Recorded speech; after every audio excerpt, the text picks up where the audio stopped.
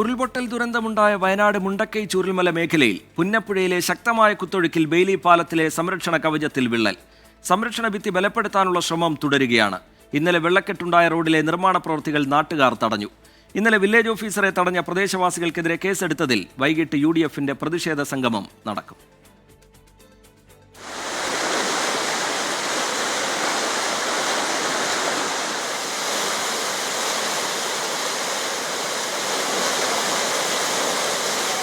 കുത്തിയൊലിച്ചൊഴുകുകയാണ് ചൂരൽമല പുന്നപ്പുഴ.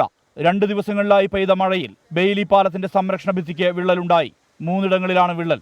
സംരക്ഷണ ഭിത്തി ബലപ്പെടുത്താനുള്ള നടപടികൾ തുടരുകയാണ്. 3 വാർഡുകളിലെയും എല്ലാ കുടുംബങ്ങൾക്കും ആശ്വാസം എത്തിക്കുമെന്ന സംസ്ഥാന സർക്കാർ പ്രഖ്യാപനം പാലിക്കണമെന്ന് ടി സിദ്ദിഖ് MLA. ഇവിടെയുള്ള ആളുകൾക്ക് സമ്പൂർണ്ണമായ ആശ്വാസവും ഒരു ലിസ്റ്റ് സമ്പൂർണ്ണമായി പ്രഖ്യാപിക്കണ്ടേ? ഒരു മാസം കൂടെ കഴിഞ്ഞാൽ 1 വർഷമാവുകയാണല്ലോ. ലിസ്റ്റ് പോലും സമ്പൂർണ്ണമായി സർക്കാർ പ്രഖ്യാപിച്ചിട്ടില്ല.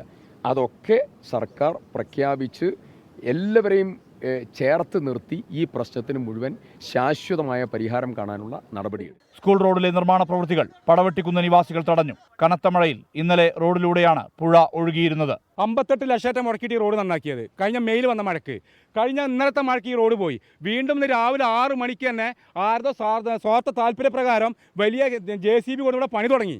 ഈ സ്കൂൾ റോഡ് പടവെട്ടിക്കുന്നിലെ ബാക്കി വന്ന വീടുകളുടെ പുനരധിവാസം ബന്ധപ്പെട്ടിട്ട് ഒരു അന്തിമ തീരുമാനം വന്നതിന് ശേഷം മതി ഇവിടെ റോഡ്. അതന്നെ ഞങ്ങളുടെ അഭിപ്രായം. ഇവിടെ തവിഞ്ഞാൽ പഞ്ചായത്തിലെ വാഴകൃഷി ഉൾപ്പെടെ വെള്ളത്തിലായി. കല്ലൂരിൽ പുഴ കരകവിഞ്ഞതിനെ തുടർന്ന് പുഴങ്കുനി ഉന്നതിയിലെ കുടുംബങ്ങളെ മാറ്റിപ്പാർപ്പിച്ചു. ഇന്നലെ വെള്ളാർമല വില്ലേജ് ഓഫീസറെ തടഞ്ഞ സംഭവത്തിൽ 6 ചൂരൽമല സ്വദേശികൾക്കെതിരെ പോലീസ് കേസെടുത്തു. 24 വയനാട്.